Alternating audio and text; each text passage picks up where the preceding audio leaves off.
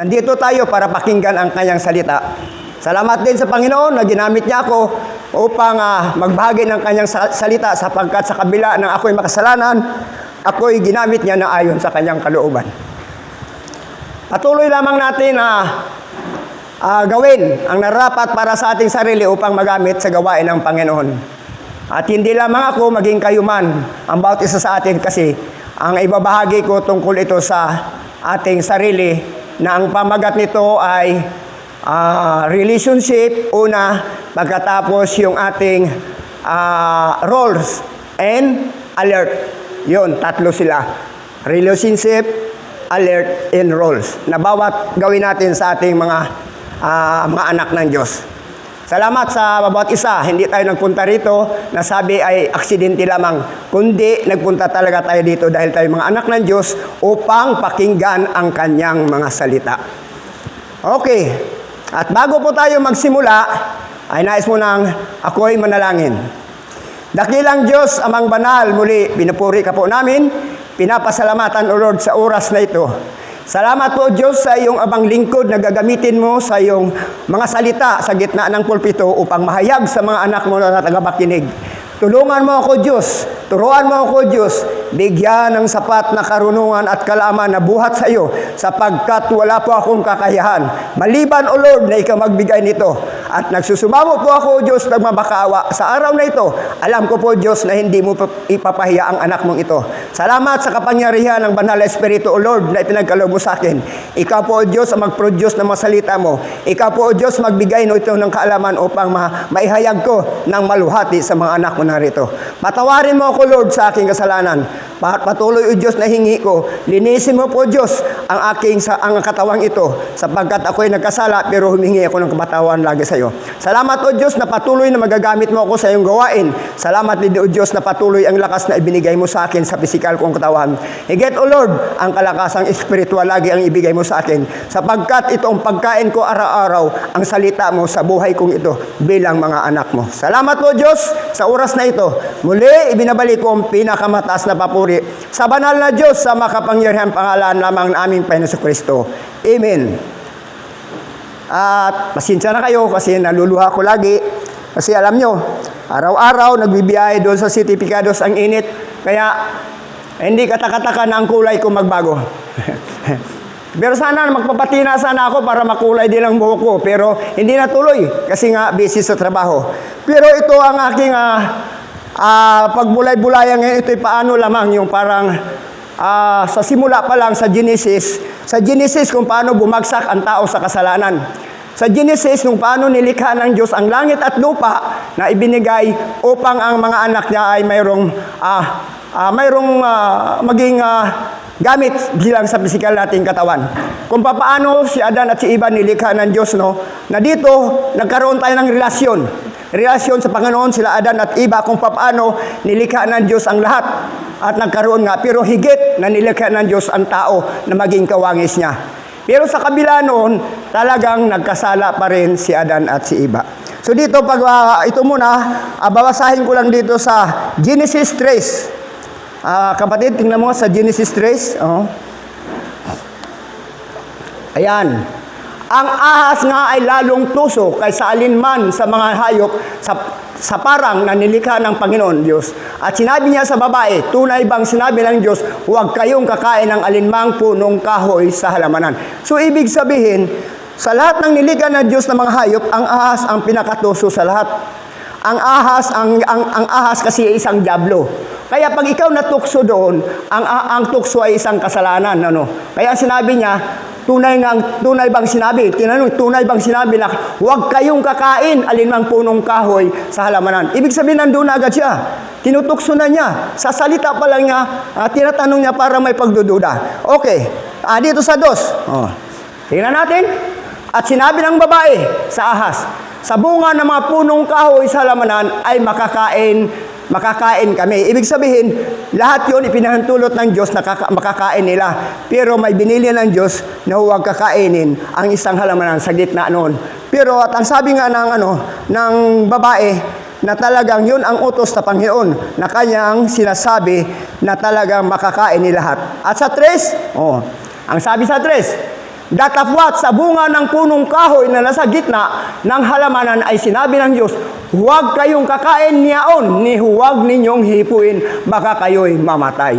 O ibig sabihin, doon pa lang, may utos na ang Diyos na huwag niyong kainin. Mayroon ng babala sa atin. Mayroon ng babala sa atin na huwag niyong kainin. Lahat yun, makakain nyo, huwag lang yun. Pero ang ahas ay tuso, ang diablo ay tuso. Di ba? At sinabi niya sa 4, 4. At sinabi ng ahas sa babae, tunay na hindi kayo mamamatay. Nandoon. Talaga nandoon yung pang-akit niya, na hindi kayo mamamatay.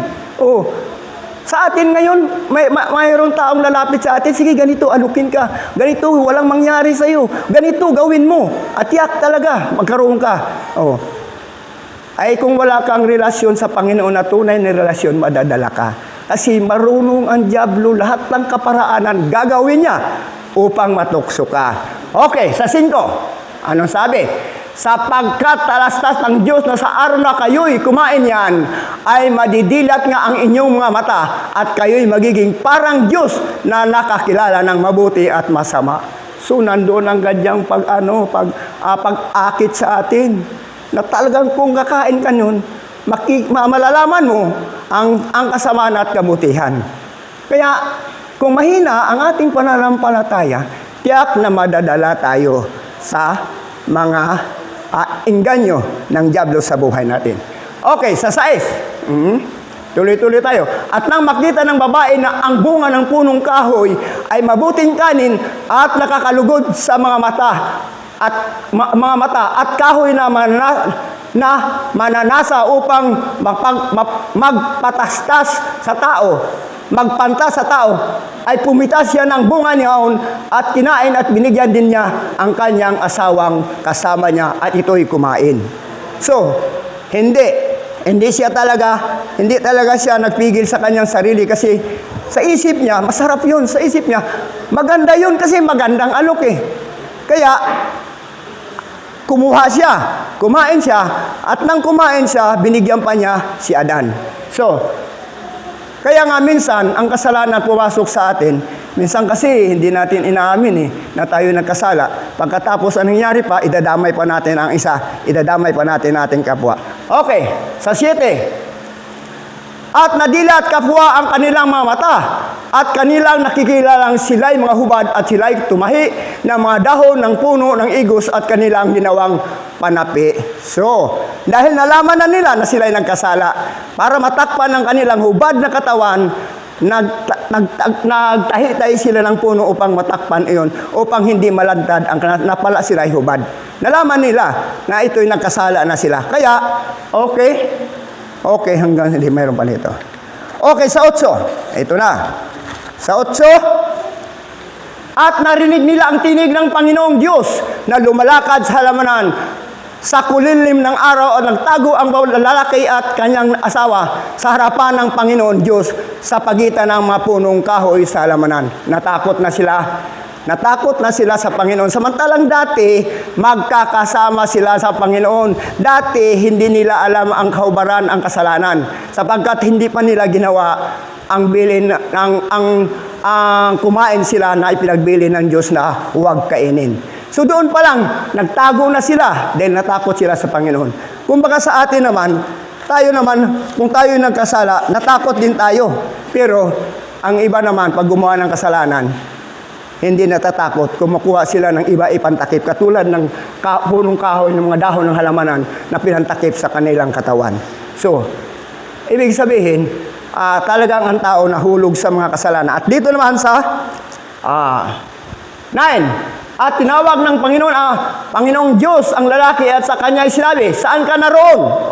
Tinanong niya kung saan ka naroon kasi nagtago na Hindi nakita ng Panginoon. Pero alam ng Panginoon yun sapagkat siya ang Diyos, siya ang nakakaalam. Pero sinabi pa rin niya, saan ka naroon?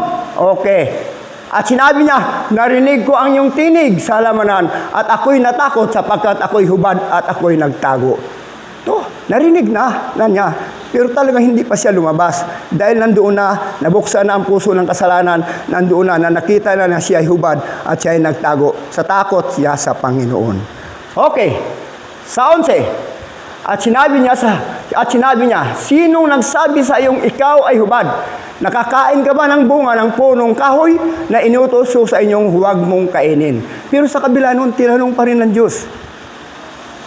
Sinabi pa rin ng Diyos, sino may sabi sa iyong hubad ka? O, sino may sabi sa iyo na, kinain mo ba? Tinanong Diyos, kinain mo ba ang bunga ng punong iyon? O, minsan kasi tayo, yung kamalian, ginagawa pa natin upang, kahit alam na natin na mali, alam na natin magkasala, pero ginawa pa rin natin. Okay, sa 12. At sinabi ng lalaki, ang babaeng ibinigay mong aking kasamahin ay siyang nagbigay sa akin ng bunga ng punong kahoy at aking kinain. Yun na nga. Ikaw mismo ang gumawa ng kasalanan, tapos ituturo mo doon sa kasama mo. Sa halip na aminin mo ang kasalanan na ginawa mo, ituturo mo pa sa iba. Ay ganoon naman talaga dito sa atin sa ibabaw ng lupa. Maraming makasalanan na hindi nakulong. Maraming may mga kasalanan na hindi naparusahan. Bakit? Kasi kung marami silang pira, marami silang kayamanan, ay mapagtakpat iyon. Ang kawawang walang kasalanan, yun ang mapagbintangan. Sa halip na aminin ni Adan na kumain din sa bunga ng iyon, hindi, tinuro niya si Iba upang mapagtakpan ang kanyang kasalanan. Okay, sa 13. At sinabi ng Panginoon Diyos sa babae, ano itong inyong ginawa? At sinabi ng babae, dinaya ako ng ahas at ako'y kumain. So, kaya nga tayo, dapat huwag magpadaya sa gawa ng dyablo, sapagkat ang ahas ay dyablo. Tukso. Ang tukso ay isang kasalanan. Pero, ang pagsubok ay hindi kasalanan.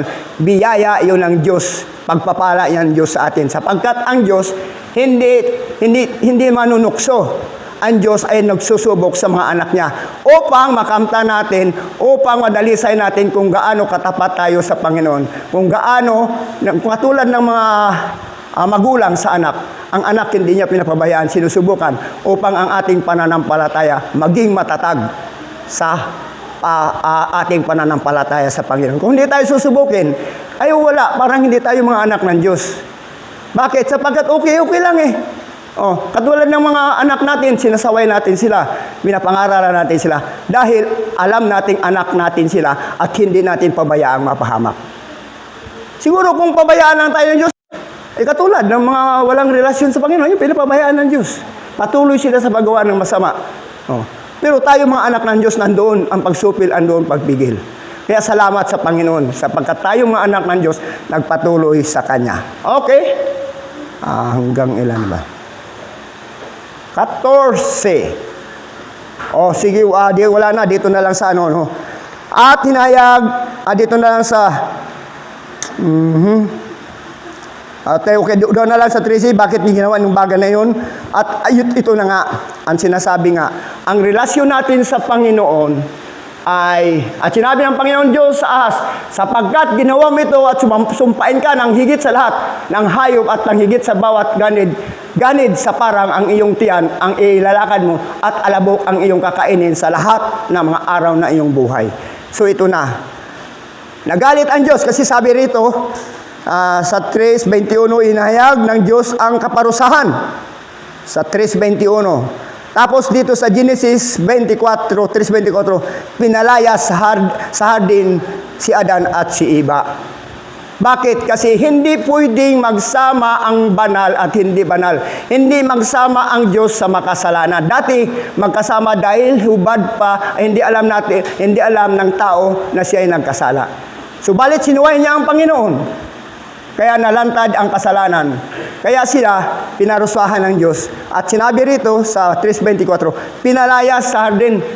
Doon na wala ang relasyon natin sa Panginoon, na samantalang dapat ay talagang kasi hinubog tayo, ginawa tayo ng Diyos, hindi sa pamagitan ng paglikha lamang na magkaroon lahat ng ito. Pero ginawa tayong espesyal ng Diyos, pinorma tayo, kinuha tayo sa alabok, kinurting tao, at hiningahan at nabuhay.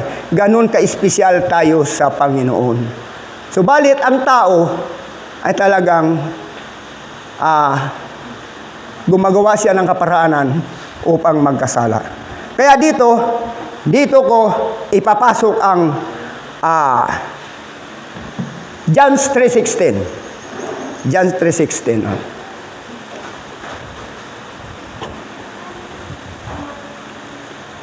Yan. Dahil tayo nawala na ng relasyon sa Panginoon sa pamamagitan ng pagkakasala ni Adan at ni Eva, ganun din tayo.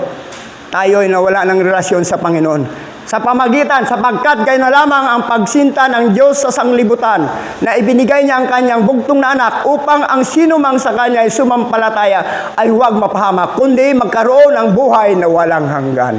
So ito, ang ibinigay ng Diyos upang magkabalik tayo sa relasyon sa Kanya, sapagkat wala na tayong relasyon sa Kanya sa pamagitan ng ating mga kasalanan. Pero, sa habag ng Diyos, sa pag-ibig ng Diyos, ibinigay niya ang kanyang kaisa-isang anak upang sa pamamagitan ng ating pananampalataya ay magkaroon tayo ng relasyon sa Kanya. Ito. Kaya nga, sa pamamagitan ng pananampalataya, nagkaroon tayo ng relasyon sa Kanya at nagkaroon tayo ng kaligtasan sa pamamagitan ng pananampalataya. Marami nagsasabi na nanampalataya sila. Marami silang nagsasabi na ligtas sila. Pero nakikita mo naman sa buhay nila. Lalo na ng araw na ito, linggo. Ang dami. Ay doon lang sa amin. Ngayon, hati-hati sila. May sa inuman, ay kung saan, sa sabungan, sa sugalan.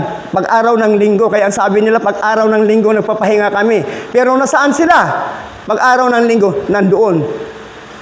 Sa kanilang gawain na hindi kalugod-lugod sa Panginoon.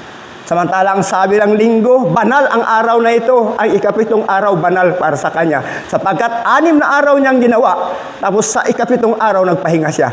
Ganon din tayo.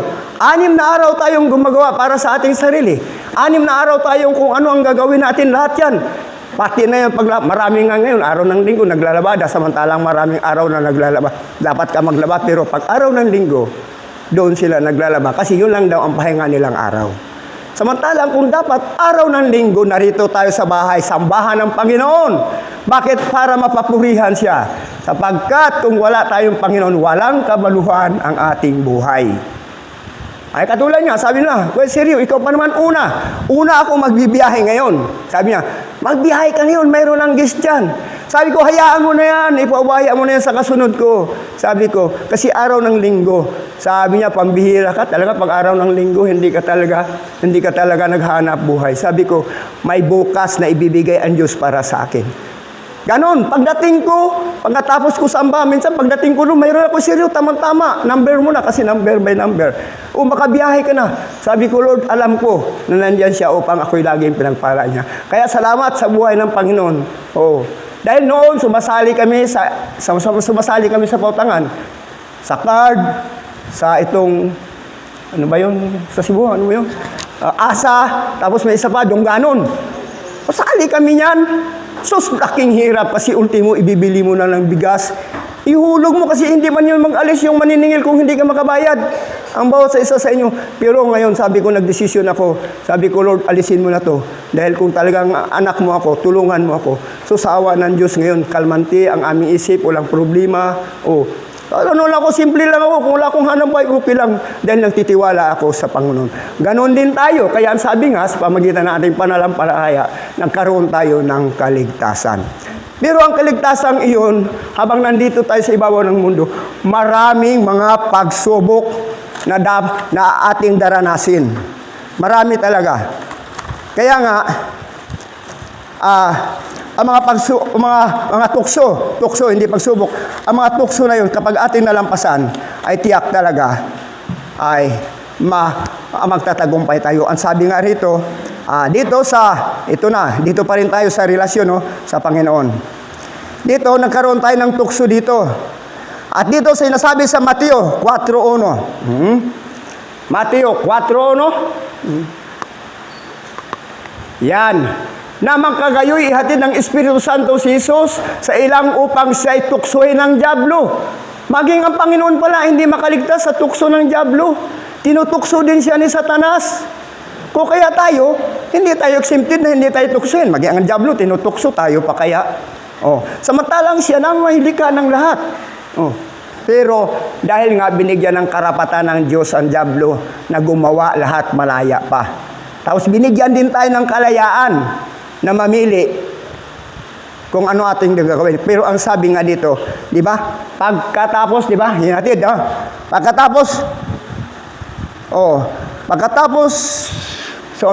Pagkatapos si Jesus na ang dinala ng Espiritu sa ilang upang tuksin ng dyablo. Sa dos, sige nga. At nang siya ay makapag-ayunong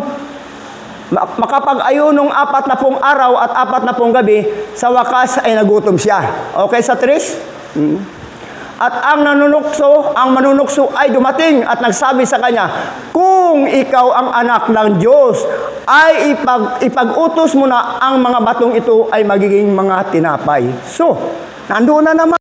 Nagpakirig-kirig na naman si Diablo para lapitan ng Diyos. Nandoon na naman siya. Para kung ikaw, nandoon ang pang-akit niya, nandoon ang pag-aanyaya niya. Kasi kung ikaw, katulad ko, may kapangyarihan ako, papatusin ko na yun. May kapangyarihan ako eh. Pero ang sabi ng Panginoon, di ba? Sige, sa 5. Ang sabi ng Panginoon, nang magkagayoy, dinala siya ng Diablo sa bayang banal at inalagay siya sa taluktok ng templo. Taluktok ng templo, isipin mo yun. Na ibig sabihin, sa taluktok ng templo, pinakamataas na bundok. At ilagay doon siya doon upang makita niya lahat ang nakikita niya. Okay, upang tuksohin ng Panginoon. Okay, tuloy. At sa kanya ay sinabi, kung ikaw ang anak ng Diyos, ay magpatihulog ka sapagkat nasusulat, siya ay magbibilin sa kaniyang mga anghel tungkol sa iyo at alalayan ka ng kanilang mga kamay, baka matisod ka ng iyong paa sa isang bato. Kita mo? Nandoon agad yung pagpursigi kasi uutusan niya ang mga anghel upang alalayan siya. Pero alam ng Diyos yun kasi siya ay tinutukso. Alam din niya kung paano ang kaparaanan sapagkat siya ay Diyos. Ganun din tayo. May paraan dyan para huwag tayong matukso. Sapagkat ang tukso ay isang malaking kasalanan. Anumang bagay na magkaroon ng tukso sa buhay mo ay isang kasalanan. Okay? Sa 7. Sinabi sa kanya ni Jesus, nasusulat din naman, huwag mong tuksuhin ang Panginoon mong Diyos. Hindi kinikilala ni Satanas ng Panginoong Kristo na Diyos, kinikilala Diyos pero hindi siya nagpapasakop sa Panginoon. Kaya hanggang ngayon tayo ay malaya si Satanas na tayo tuksuhin. Bakit malaya pa siya? Sapagkat hindi pa napag-aralan na natin na darating ang panahon, huhukuman siya ng Panginoon. Okay? Okay, sa 8. Muling dinala siya ng Diablo sa isang bundok na lubhang mataas at ipinamala sa kanya ang lahat ng mga kaharian sa sanglibutan at ang kalwalhatian nila. Biro mo, sa sanglibutan, ibig sabihin, nandun na siya sa taluktok, ipinakita lahat sa buong mundo, ang lahat ng kayamanan para maakit ang Panginoon. Kaya, ang sabi ng Panginoon, ang sabi niya sa 9, okay? At sinabi niya sa kanya, lahat ng mga bagay na ito ay ibibigay ko sa iyo kung ikaw ay magpatira pa at sasambahin mo ako.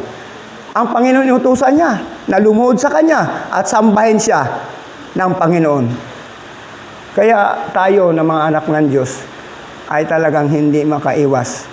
Kung tayo ay mahina ang ating pananampalataya, tiyak na madadala tayo. Mas lalo na kung painan tayo ng mga pangailangan natin. Ang tukso, hindi yan tutukso. Hindi tutukso ang Diablo kung saan ka malakas. Doon ka tutuksuin kung saan ka mahina. Sapagkat kung doon ka mahina, doon siya gagawa at gagawa. Bakit? Kasi mahina ka. Kaya nga ang babae, katulad yung mga babae, kapag nakakita ng ahas, takot na takot. Bakit? Sapagkat kung saan may phobia na siya. Di ba si Adan yung unang tinukso ng ahas? Ang misis ko nga, kahit bulati lang, takot na takot eh. Mas lalo pa kayang ahas. Yun, ganun.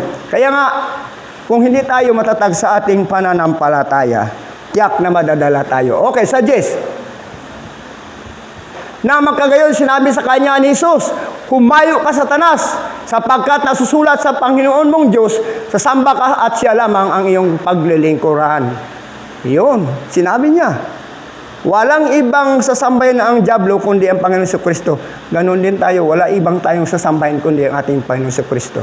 Sapagkat kung tayo may nagkakasala, ibinigay ng Diyos ang John 3:16 upang sa pamagitan ng ating pananampalataya, magkaroon ng kalutasan ang ating mga kasalanan sa pamagitan ng kaligtasan.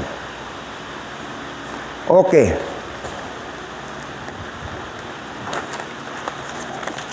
Dito na tayo.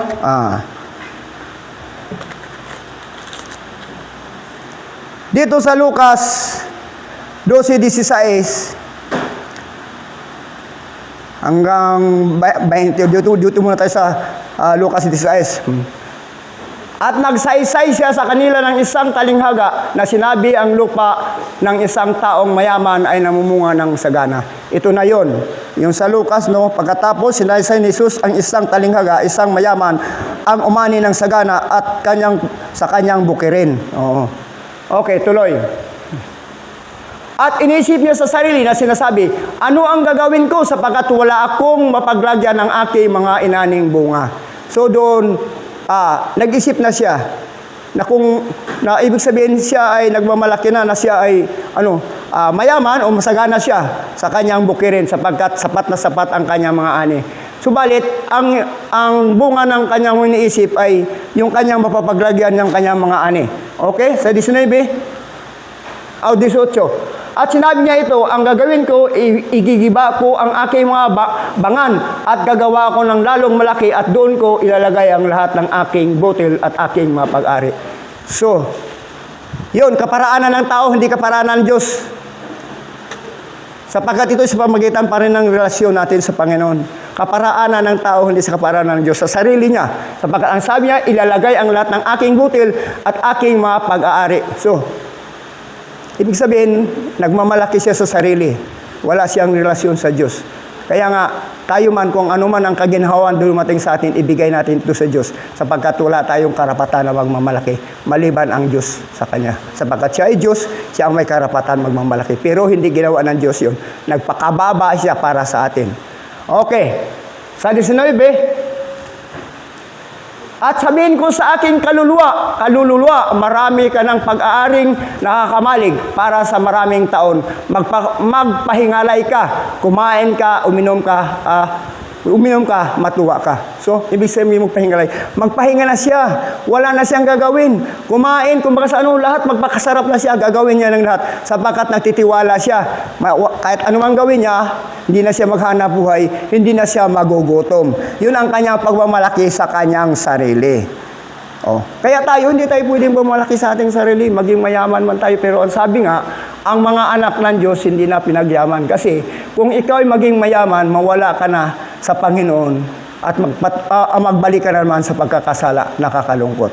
Okay. Tuloy.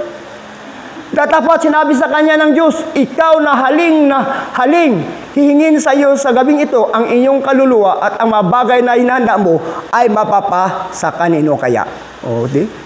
Okay dito sa 20. Ngunit sinabi sa kanya ng Diyos, hangal, sa gabiring ito'y babawian ka na ng buhay. Kanino ngayon mapupunta ang mga inilaan mo para sa iyong sarili? Hindi natin alam. Kaya itong malaki mo? Makamtan mo man ang mga kayamanan dito sa libutang ito. Kung wala kang relasyon sa Panginoon, kawawa ka. Hindi mo alam. Katulad ko nakatayo ngayon, kukunin ako ng Panginoon, may magawa ko? Wala. Kaya wala tayong dapat ipagmalaki.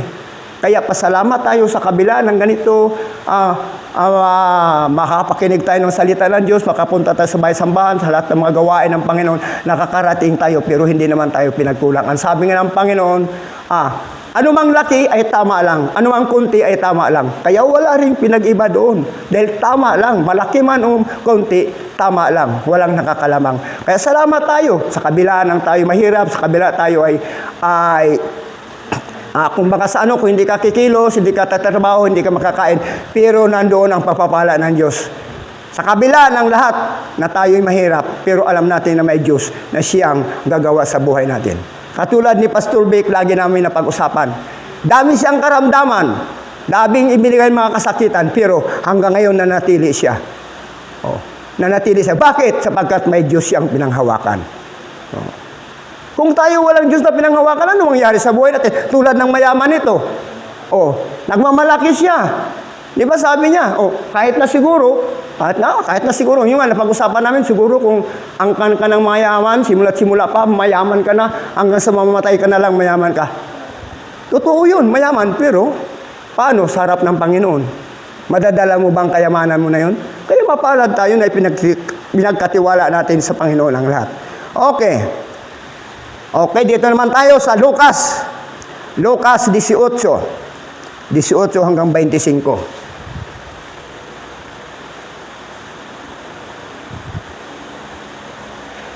Ayun. Okay, 18. Lucas 18, 18 hanggang 25. 18 po yan.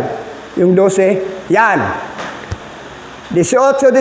At tinanong siya ng isang pinuno na sinasabi, mabuting guro, anong gagawin ko upang magmana ng walang hanggang buhay? So ito yung mayaman na pinuno ang bayan at nagtanong kung kay Jesus, upang makamtan ko ang buhay na walang hanggan. At dito sa 19, at sinabi sa kanya ni Jesus, bakit mo ako tinawag na mabuti? Walang mabuti, kundi ang isang Diyos lamang. O sinabi dito na, sumagot si Jesus, bakit mo ako tinawag na mabuti? Ang Diyos lamang ang mabuti. O ibig sabihin, alam ng pinuno na ito na siya ang Panginoon. Alam ng pinunong ito na siya ang may kapangyarihan, na siya ang Diyos na kanyang kinikilala. Kaya dito, tinawag niya na mabuti ang Diyos. Kaya ang sagot ng Panginoon, walang mabuti kundi ang isa, ang Diyos lamang. O tama, ang Panginoon ang mabuti. Okay, sa 20. Yan.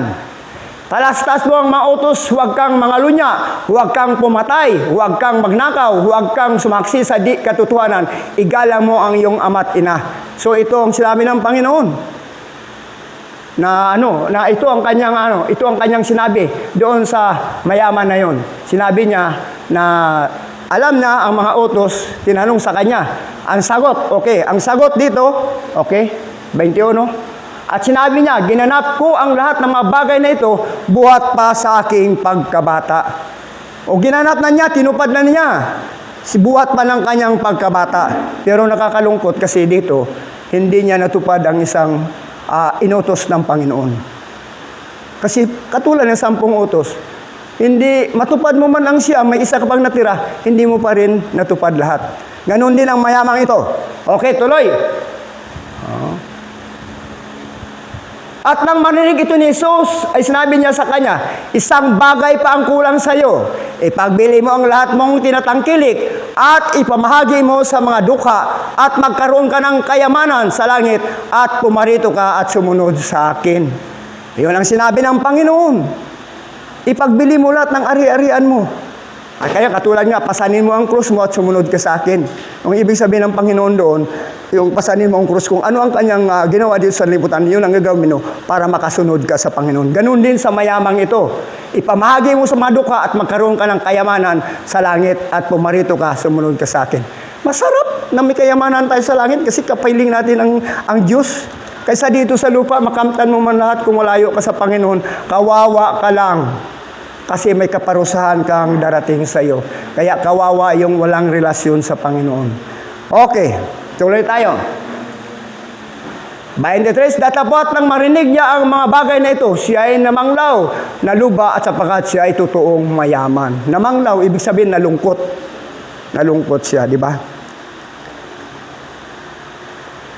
Pagkarinig ito ay sinabi ni Jesus, isang bagay pa ang kulang sa iyo, pagbili mo ang lahat ng iyong at di ba? Ari-arian at pamagi sa mga pinagbilan sa mga dukha at magkaroon ka ng kayamanan sa langit. Pagkatapos ay bumalik ka at sumunod sa akin. No? Sa 23. Okay?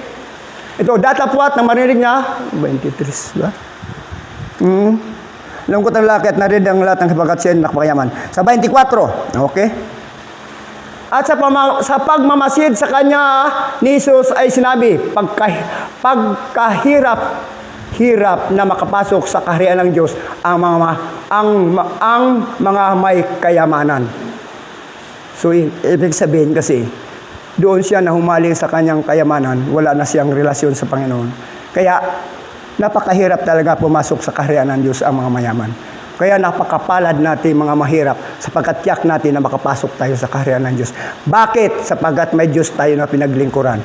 Ang mga mayaman, bihira yan naglilingkod, hindi naman lahat bihira yan naglilingkod sa Panginoon sapagkat doon sila nalululong sa kayamanan. Kita mo ngayon sa Senado, walang pinag-usapan kundi mga kapirahan, Oh, bakit? Hindi kasi sila kontento eh. At saka wala silang Diyos na kanilang pinaghawakan at hindi nila pinagkatiwala sa Diyos ang kanilang sarili. Okay, sa 25.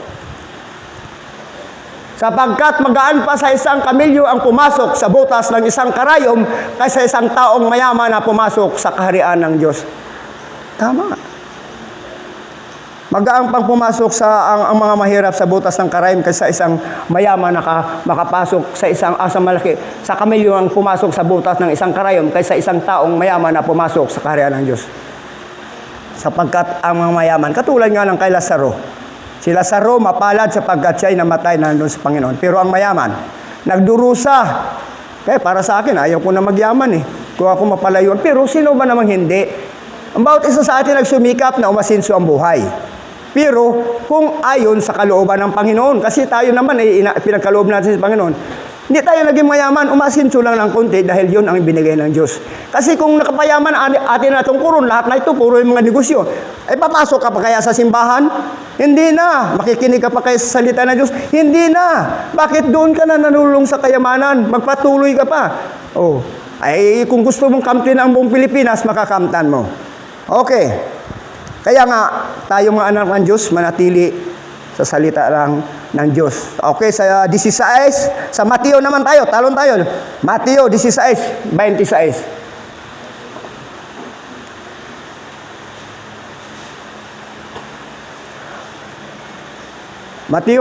Mateo 16, 26. Okay. So, kailangan huwag tayong mawalay sa ating pananampalataya. Okay, sa ating 26. 26. Yan. Sapagkat ano ang pakinabangin ng tao kung makamtan niya ang buong sanglibutan at mawalan siya ng kanyang buhay? Ano ang ibibigay ng tao na katumbas sa kanyang buhay? Tama. Makamtan man natin ang buong sanlibutan, kayamanan ng buong sanlibutan. Kung wala naman tayong relasyon sa Panginoon, anong idadala natin sa Panginoon kapag naghukom na siya? Anong ginawa mo sa ibabaw ng lupang ito? Wala ka may sasagot. Bakit? Ay, nandun ka na humaling sa kayamanan. Pero kung tayo ay magpatuloy na ipagtiwala natin sa Panginoon na ating sarili at isurinder natin ang ating mga kasalanan, tiyak na magkaroon tayo ng buhay na walang hanggan. No? Kaya nga, ang salita ng Diyos ay siyang tabak. Okay, dito na tayo. Kailangan na natin dito na tayo sa alerto. Ibig sabihin ng alerto. Ibig sabihin, maging listo tayo. Maging listo tayo sapagkat ito ang sabi ng Panginoon. Alerto. Okay. Ang sabi dito, kasi yung mga pagsubok na yon ay talagang darating sa atin. Ang mga pagtukso ay darating sa atin. Kasi ang tukso ay gawain na ng dyablo yan. Hindi yan pahintulutan ng dyablo na hindi tayo matukso. Sapagkat ang target niya, yung mga anak ng Diyos. Bakit? Sapagkat ang gusto niya na ang mawasak ang ating relasyon sa Panginoon. Kaya ang bilin dito ng Panginoon, maging alisto tayo. Maging alerto tayo. Okay. At dito na natin, okay, bubuksan natin dito sa Efesos 6, 18. Dito na may papaalala ng Diyos sa atin. Ito na talaga ang sabi ng Panginoon, panghawakan natin to upang huwag tayong matukso ng dyablo. Okay. 6, 18, hanggang 18 pala to. Sa 11. Simula tayo sa 11 hanggang 18. Efesos, ayan. Mangagbihis kayo ng buong kagayakan ng Diyos upang kayo'y magsitibay laban sa mga lalang ng dyablo. Ang ibig sabihin dito, isuot ninyo ang buong kasuotan ng pandigma na kaloob ng Diyos upang mapaglabanan nyo ang mga pakana ng dyablo. Kasi ang kalaban natin ngayon dito, kasi nung una nahiwalay tayo sa Panginoon, ang relasyon natin sa pamagitan ng pagkakasala. Pero ibinigay nga ng Diyos ang John 3:16 upang sa pamagitan ng ating pananampalataya manumbalik ang ating relasyon sa Kanya. Ngayon na tayo mga anak na ng Diyos, kaya ang may bilin ang Diyos dito, isuot natin. Ang kasuotan pagdigma, na ibig sabihin makipaglaban man tayo, mayroon tayong kasuotan na panlaban sa Panginoon. Okay? Sa 12. 12. Sapagkat ang ating pakikibaka ay hindi laban sa laman at dugo, kundi laban sa mga pamumunuan, laban sa mga makapangyarihan, laban sa mga namamahala ng kadilimang, ito sa sanglibutan, laban sa mga ukol sa espiritu ng kasamaan, sa mga dakong kaitasan. So hindi na mga espiritu ng kadiliman ang kalaban natin dito, sapagkat ang espiritu ng katotohanan ang liwanag nandito sa atin. Yon ang target ng diablo sa atin. Yun ang kukunin ng diablo kung saan tayo mahina, kakanain tayo noon upang mapa sa kanya. Sapagkat hindi na niya gagawin doon sa kanya dahil kanya na yun eh. Hayaan na yun. Kaya ang target niya, tayo mga anak ng Diyos. Ngayon, kung mahina ang ating pananampalataya, tiyak, madadala tayo. Kapapainan lang tayo noon kung anong bagay na gusto natin, papainan lang yun. Na ito, ganitong tao na ito, tuwing linggo, hindi ito sumisimba. Titirahin ko to, bibigyan ko to ng anumang gawain, bibigyan ko to ng mga, kung anong mapapagkitaan para hindi makatuloy. Oh. Kaya minsan, ang dami kong labahin, hindi ako makasimba. Bakit 6 na araw, hindi ka napaglaba? Kung kailang linggo, doon ka maglalaba. Yun ay pakana ng diablo. Yun ay tukso sa buhay natin. Okay. Sa 13. Dahil dito magsikuha kayo ng buong kagayakan ng Diyos upang kayo mangagtagal sa araw na masama at kung magagawa ang lahat ay magsipagtibay. Okay, ako nga dito. Kaya't gamitin nyo ang kasuotang pandigma mula sa Diyos, sa gayon makatagal kayo sa pagkikipaglaban pagdating ng araw na sumalakay upang pagkatapos ng labanan ay matatag pa rin kayong nakatayo. Ito pandigma, kundi walang iba dito, kundi ang salita ng Diyos. Na ibig sabihin, dumating man ang kalaban natin, dumating man ang mga tukso sa buhay natin, mayroon tayong panlaban. Handa tayo, hindi tayo matitinag. Bakit? Kaya nga, kasi may Diyos tayong pinanghawakan. Siya ang maprotekta sa atin. Siya ang gagawa sa ating buhay. Okay, sa 14. Magsitibay nga kayo na ang inyong mga baywang ay may bigkis na katotohanan na may sakbat na baluti ng katuwiran. Okay? Kaya't maging handa kayo, ibigkis sa inyong baywang ang sinturon ng katotohanan at isuot sa dibdib ang baluti ng katuwiran. Ibig sabihin yung katotohanan ng salita ng Diyos, kailangan natin talagang panghawakan. Yun ang ating panangga upang hindi tayo madala ng diablo. Nakakalungkot, kung wala tayong kasuotan na galing sa Panginoon, tiyak na madadala tayo. Bakit? Sapagkat mahina ang ating pananampalataya sa Panginoon. Okay, sa 15. At ang inyong mga paa ay may panyapak na paghanda ng Ibanghilyo ng kapayapaan. Ibig sabihin, ilakad natin ang ating mga paa. Ibahagi natin sa Ibanghilyo ang mga salita ng Diyos. Yun ang gagamitin natin, hindi manatili lang tayong nakatayo. Sapagkat ang sabi nga, gamitin natin at isuot ang sapatos ng Panginoon, panyapak. Okay. Para lumakad upang ipamalita ang salita ng Diyos. Okay? Sa 16. Bukod dito ay taglayin niyo ang kalasag ng pananampalataya na siyang ipapatay ninyo sa lahat ng nangingingas na suligi ng masama. Malalim na Tagalog, suligi. Okay, sa 16. Lagi niyong gawing palangga ang pananampalataya na siyang papatay sa lahat ng nagliliyab na palaso ng diablo. Pananampalataya. Manatili sa pananampalataya sapagkat yun ang ating kaligtasan. Pananampalataya. Kaya nga, kung wala kang pananampalataya sa Diyos, kaya mayroon akong mga kaibigan na ayaw ko mapahamak. Kasamaan ko rin doon sa aking pagbibiyay, paghanap buhay. Ang sagot nila, may Diyos naman kami. Yun, kung ano ang Diyos ang pinaniniwalaan nyo, yun din ang pinaniniwalaan namin. Ang tanong, nakakalugod ba sa Diyos ang ginagawa nila? Hindi. Nagsusugal, nagiinom, nagsasabong, lahat. Nandoon. So, oo, may Diyos sila, pero wala silang relasyon na Diyos. Kasi nandoon lang, sinasabi lang nila sa bunganga lang, wala sa puso. Bakit? Kaya nga sabi ko nga, pinapakita ko sa kanila na pag-araw ng linggo, kahit pa kumita kayo ng 10,000, inyo na yan. Pag-araw ng linggo, iiwan ko yan. Dito ako sa Panginoon. Dito ako, magsisimba ko. Bakit? Sapagkat kung mawala man ako, hindi ko madadala yan. Mawala man ako, makaharap ako sa Panginoon, may karapatan ako masabi, Panginoon, naglingkod ako sa iyo, Panginoon. Ibinigay ko na sa iyo ang aking sarili sapagkat ikaw na ang Diyos ko na aking sinasampalataya na. Kaya nagkaroon ako ng tunay na relasyon sa Panginoon. Ang sabi nila, may relasyon sila. Kaya nga, minsan sa buhay natin, kailangan ipakita natin na may relasyon nga tayo sa Panginoon. Kaya nga, wag na kayo, bagamat sabi nga, nandito, katulad sabi ni Pablo, nandito pa siya sa sanlibutan, sabi ng Panginoon, pero hindi siya makasanlibutan. Bakit kasi? Tayo, nandito tayo sa libutan, pero nakikita nila na hindi na tayo makasanlibutan. Bakit hindi na tayo nakikiayon sa gawa nilang makasanlibutan? Oh. Kaya ang salita ng katotohanan, ang salita ng Diyos, ay patuloy na gagamitin natin. Okay, sa 17. Na magsipag, okay, at nagsikuha rin naman kayo ng turbante ng kaligtasan at ng tabak ng Espiritu na siyang salita ng Diyos. Okay, ang sabi, isuot niyo ang helmet ng kaligtasan at gamitin ang tabak ng Espiritu na walang iba kundi ang salita ng Diyos. Yun ang tabak. Yun ang salita ng Diyos, manlaban natin sa dyablo.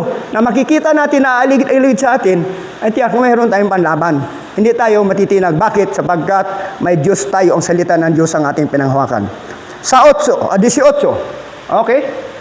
Na magsipanalangin kayo sa espiritu ng lahat ng panalangin at daing sa buong panahon at mga excuse me po, mga puyat sa buong katiyagan at daing na patungkol sa lahat ng mga banal. Okay. Manalangin kayo sa lahat ng pagkakataon, humiling at sumamo sa patnubay ng Espiritu, lagi kayong maging handa at patuloy na ipanalangin ang lahat ng hinirang ng Diyos. Hindi lamang tayo manalangin sa sarili natin, maging ang hinirang ng Diyos ay ating ipanalangin. Sapagkat mabisa na sandata ang pananalangin. Bakit? Sapagkat ang pananalangin ay relasyon natin, kaugnay natin sa Diyos. Sapagkat ang panalangin ay salita ng Diyos na maihayag natin kung ano mga problema natin, kung ano man ang kailangan natin, maibigay natin sa Diyos sa pamamagitan ng panalangin. Pero ang panalangin, paano didiringgin ng Diyos kung hindi bukal sa iyong puso? Kailangan sa puso mo ang panalangin para magkaroon ng katugunan. Kasi mayroon lang nanalangin. Minsan nga, kung apurahan ka na, maging sa pagkain lang, ay, salamat Lord. Oh, meron akong tinanong, ay bakit gano'n? Ay hindi, nagpasalamat naman, nabanggit ko na ang Lord eh. Pero hindi ko alam kung nakapasok ngayon sa kalooban ng Panginoon. Kaya sabi nga dito, maging panalangin talaga ang sandata natin. Okay? Dito pa, mayroon pa dito. Kunti lang. Maga pa. Okay. Dito naman, sa unang Pedro, unang Pedro 5:8. Kasi dito pa tayo sa aleryon. Kayo'y maging mapagpigil, kayo'y maging mapagpuyat ang inyong kalaban na dyablo na gaya ng liyong umaatungal at ay gumagala na humahanap ng masisila niya. So, ito na yun, yung leon, o maging handa kayo at magbantay. Ang dyablo, ang kaaway nyo ay parang liyong umaatungal at aali-aligid na naghanap ng malalapa. So, kasi ang dyablo dito lang yan. Katulad sa atin. Paglabas natin, nakadikit na yan sa iyo. O ganito, anhin ka ito, ganito nang gagawin mo. Parang bubulong na ganito. Kasi, hindi ka naman nakikinig siguro sa mensahe ng Panginoon. O, dadalhin ka na niya. O, kung hindi ka alisto, kung hindi ka alerto, tiyak na madadala ka. Pero paglabas natin, tiyak na, matatakot na siya. Bakit? Sapagkat hindi niya tayo kaya. Bakit hindi niya tayo kaya? Sapagkat may tunay na Diyos na tayo na pinanghawakan. At dito sa 9, okay? Na siya'y labanan ninyong matatag sa inyong pananampalataya. Yamang inyong nalaman na ang mga gayong hirap ay nagaganap sa inyong mga kapatid na nangasa sanglibutan. Ibig sabihin tayo, labanan ninyo siya, magpatatag kayo sa inyong pananampalataya sa Diyos tulad ng alam ninyo, hindi lamang kayo ang magtitiis ng mga kahirapan, kundi gayon din ang inyong mga kapatid sa buong daigdig. Hindi lamang tayo, maging ang kapatiran natin sa buong daigdig. Naghanap, mayroon tayong mga kapatiran sa buong daigdig na ipinagkatiwala ang sarili at personal na relasyon sa Panginoon. Ibinigay, higit yun, ipapanalangin natin. Sapagkat yun ang nais ng Diyos. Hindi lamang tayo naghirap. Sabihin, ang mga anak ng Diyos naghihirap. Ang mga anak ng Diyos ganito. Hindi naman tayo naghihirap eh. Kasi sa buong isang araw, nandun ang bigay ng katugunan ng Panginoon. Maging sa pagkain man, maging sa financial man. Katulad nga ito, si kapatid na Roger nga, naawa ko si kapatid na Vilma. Wala silang hanap buhay ngayon. Yung kapatid na Roger, namamana lang siya, katulad kanina, ang huli, 2 kilo. Pero alam nila na may Diyos silang pinanghawakan. Kaya ang sabi nila, nagtitiwala kami sa Panginoon, sapat ang ibinigay ng Diyos sa amin. Pero may hinuhulugan pa yan, 2,000 ata, linggo-linggo. Pero nagtitiwala sila sa Panginoon. Sabi ko, ipagkatiwala niyo lahat ng anumang bagay na kailangan niyo dito, tiyak na pagkaloob sa inyo ng Panginoon. Sapagkat ang Panginoon, sabi niya, wala siyang mga anak naghihirap. Wala siyang mga anak nagugutom. Sa isip lang natin yun. Mayroon naman tayong makain, ang hanap pa tayo, naghangad pa tayo. Pero ang mga anak ng Diyos, manatiling tapat sa Panginoon. Ano man ang dumating sa kanila, ay higit sa lahat, pasasalamatan. Di ba? Kaya sabi ko nga, ako may karamdaman na rin. Ito nga, sumasakit ng tuhod ko. Ito nga, sumasakit ng tuhod ko. Pag likod ko, na rin, masakit na rin. Kaya minsan natatawa ang misis ko, pag tumatayo ako, nagutukan ng tuhod ko eh. Kung sa kunin pa, nakakarugkog. Di ba? Kaya okay, dito na tayo. Sa 10, okay. At ang Diyos na buong biyaya na sa inyo'y tumawag sa kaniyang walang hanggang kaluwalhatian kay Kristo, pagkatapos na kayo'y makapagbatang sandaling panahon, ay siya rin ang magpasakdal, magpatibay at magpapalakas sa inyo. Dito. Pagkatapos niyon, magtiis sa loob ng maikling panahon, ang Diyos na siyang pinanggalingan ng lahat ng pagpapala, ang siyang magbibigay sa inyo ng kagalingan, katatagan at lakas ng loob sa isang pundasyong di matitinag. Siya ang tumatawag sa inyo upang makibahagi kayo sa kanyang walang hanggang kaluwalhatian kasama ni Kristo. So, pagkatapos ng ating mga kahirapan, pagkatapos ng anumang dumating sa ating mga buhay, kung higit sa lahat magpasalamat tayo sa Diyos, siya ang magpapatatag sa atin, sapagkat siya ang pundasyon na di matitinag. Siya ang Diyos na kailanman hindi nagpabaya sa kanyang mga anak, sapagkat makakamtan natin ang kaluwalhatian ng Diyos, makakasama natin siya kung mawala man tayo sa ibabaw ng mundong ito. At salamat sa mga salitang Diyos, dito tayo sa Kanya. At dito sa 11, basahin ko lang, sa Kanya ang kapangyarihan magpakailanman. Amen. Okay, sa Kolosas 4:2. Ito, konti na lang. Kolosas 4:2.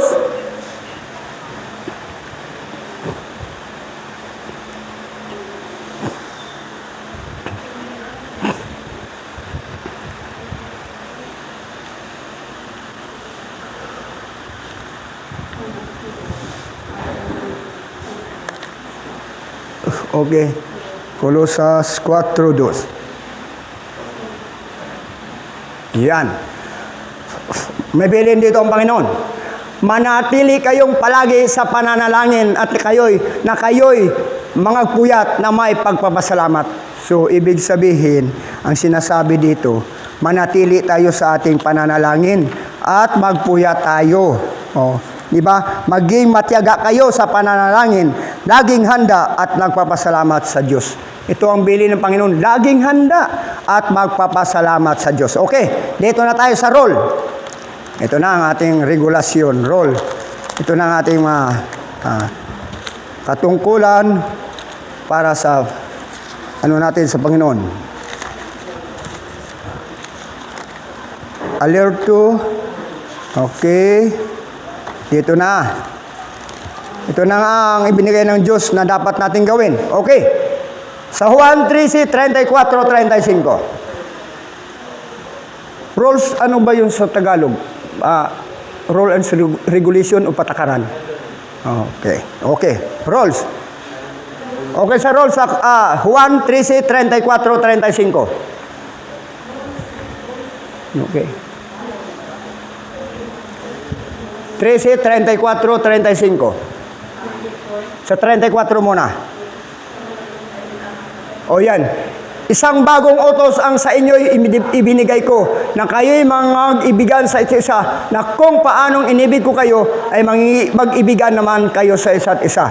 So sinabi rito, ang isang bagong utos na ibinigay, isang bagong utos ang ibibigay ko sa inyo. Ngayon, magmahalan kayo, at kung paano kayo minahal, gayon din naman magmahalan kayo. So itong utos ng Panginoon. Minahal tayo ng Diyos. Tayo mga anak ng Diyos ay dapat magmahalan. Kumbaga sa ibig sabihin, magmahalan, ibig sabihin magtulungan tayo. Kung ano mang mayroon tayo na makaya nating ibigay sa mga kapatid natin na naghingi ng tulong, ito ang utos ng Diyos, ito ang ating roles. Okay, sa 35. Okay, sa ganito magkakakilala nga ang mga kikilala nga ng lahat ng mga tao na kayo'y aking mga alagad kung kayo'y may pag-ibig sa isa't isa. Doon makikita kung paano ang relasyon natin sa Panginoon, kung paano tayo'y mga alagad ng Diyos. Oh, ang sabi niya, kung kayo'y may pagmamahal sa isa't isa, makikilala ng lahat na kayo'y mga alagad ko. Makikita ng mga tao nakapaligid sa atin na tayo'y mga anak ng Diyos. Na nakikita nila na hindi tayo umaayon sa kanilang gawa. Kung baka nabubukod tayo sa kanilang mga gawain. Kaya doon makikita nila kung paano tayo na mga alagad ng Diyos. Okay, dito na tayo sa 1 Pedro 4:11. Kasi malapit na tayo, okay. 1 Pedro 4:11. Okay. Suggest muna tayo. Na ayon sa kaloob ng tinanggap ng bawat isa sa inyo, ipaglingkod sa inyo rin na gaya ng mabuting katiwala ng masaganang biyaya ng Diyos. Okay. Bilang mabuting katiwala ng iba't ibang kaloob ng Diyos, ay gamitin niyo sa kapakinabangan ng lahat ng kakayahang tinanggap ng bawat isa sa inyo.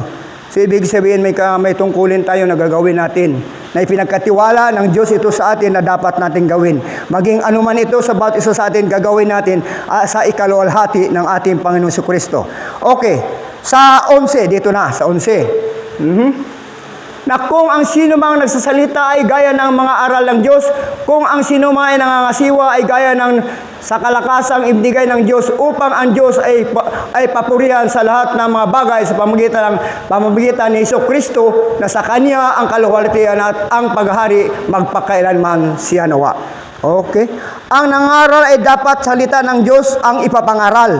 Ang naglilingkod ay dapat maglingkod gamit ang lakas ng kaloob sa iyo ng Diyos upang sa lahat ng bagay siya ay papurihan sa pamagitan ni Jesucristo, sa Kanya ang kapangyarihan at karangalan magpakailanman. Amen. O ibig sabihin, kung tayo ay naglilingkod sa Panginoon, maglingkod tayo.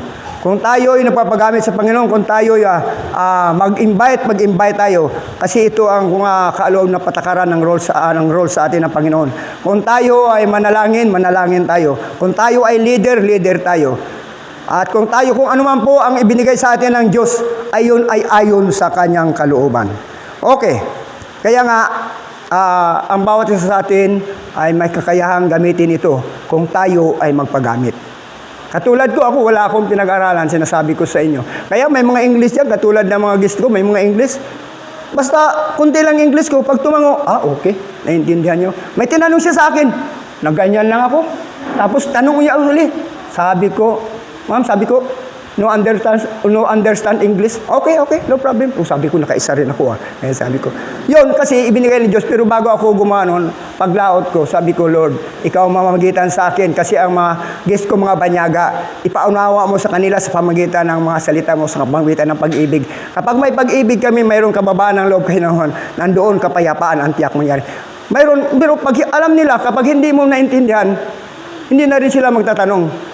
Ganon din, minsan kahapon may guest ako, wala kami imikan. Hindi rin marunong mag-English. Sabi ko, salamat, wala kami imikan. Pero pagdating, pagbaba, sabi hindi mo lang nagpasalamat. Sabi ko, kasi hindi rin niya naintindihan papasalamat eh. Okay lang, basta nasirbihan ko sila ng maayos. Okay. Dito na tayo sa alam na natin to. Yung Mateo 28, 19, 20. Kasi lagi na natin inano to. Okay, sa Mateo 28, 20. 19 muna. Kasi ito rin ang utos ng sinabi ng Panginoon. Ito ang ating mga papel na dapat nating gampanan. Okay, sinabi, dahil dito magsiyaon nga kayo at gawin niyo mga alagad ko ang lahat ng mga bansa na sila'y inyong bautismuhan sa pangalan ng Ama at ng Anak at ng Espiritu Santo. Kaya tumayo kayo, gawin ninyong alagad ko ang mga tao sa lahat ng mga bansa, bautismuhan niyo sila sa pangalan ng Ama at Anak at ng Espiritu Santo. Ibig sabihin, ito na nga ang utos sa atin, Magbahagi tayo, hindi naman sabihin pupunta tayo sa lahat ng mga bansa para ibahagi natin ang salita ng Diyos. Kundi ito sa abot lang natin makakaya, maging dito sa paligid natin, sa mga kapitbahay natin. Ako nga, ang kapitbahay ko, nalulungkot nga ako. Yung aking manugang, yung aking anak, si Alcer. Nandoon na kami mag-asawa, tulong-tulong na, pero nandoon pa rin siya, umiinom pa rin, kaya nahiya na magsimba rito. Pero ang dalangin ko sa Panginoon, Lord, hipuin mo ang kanyang puso, alisin mo ang kanyang bisyo. Tulungan mo ako kung ako'y karapat-dapat na magsabi sa kanya. Pinapangaralan ko, pero tatango-tango lang. Pero alam ko, may gagawin ang Diyos sa buhay niya. Okay. Kaya dito sa 20, ang sinabi sa 20, na ituro ninyo sa kanila na kanilang ganapin ang lahat ng mga bagay na inutos ko sa inyo. At narito ako'y suma sa inyong palagi hanggang sa katapusan ng sanlibutan. Kaya sabi dito, turuan nyo silang sumunod sa lahat ng inuutos ko sa inyo. Tandaan nyo, ako'y laging kasama nyo hanggang sa katapusan ng panahon. Kaya nga ito bilin sa atin, kailangan sundin talaga natin ang katuruan, ang tinuro ng Diyos sa atin. Sapagkat saan man tayo dumako pumunta, nandoon siya. Siya ang namamagitan, nandoon siya para nagtuturo para sa atin. Siya ang manguna, sapagkat wala tayong kakayahan maliban na siya ang magbigay sa atin. Last na ito. Okay, sa Efeso 5:22.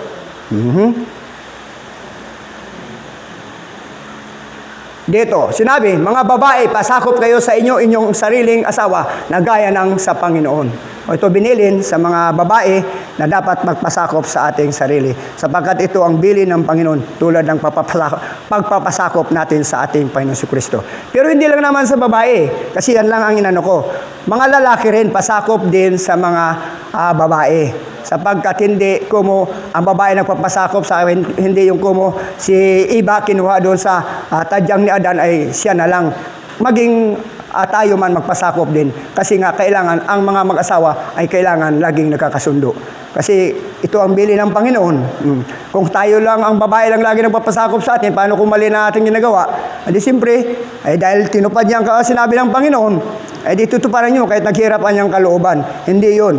Dapat pantay-pantay ang sabi ng Panginoon para sa atin. Kaya lang itong masasabi ko, ano man ang dumating sa atin, kasi tiyak na talaga may tukso na darating sa atin. Ang mga kalaban natin ay espiritu ng himpapawid, hindi dito sa lupa. Kaya ang tatargetin niya, ang espiritu ng katotohanan sa salita ng Diyos. Yun ang tatargetin ng diablo para sa atin. Manatili tayong matatag, manatili tayong tapat sa Panginoon. At higit sa lahat, kung maaari lang, araw-araw, hindi ko na sinabing oras-oras, laging mananalangin sa Panginoon. Kasi yun ang ating sandata para sa pakana ng diablo sa ating buhay. Nawa ay maging silbi itong aral sa ating mga buhay na anuman ang dumating na tukso, kaya nating paglabanan sapagkat may sandata tayo na gagamitin para sa tukso ng diablo sa ating buhay.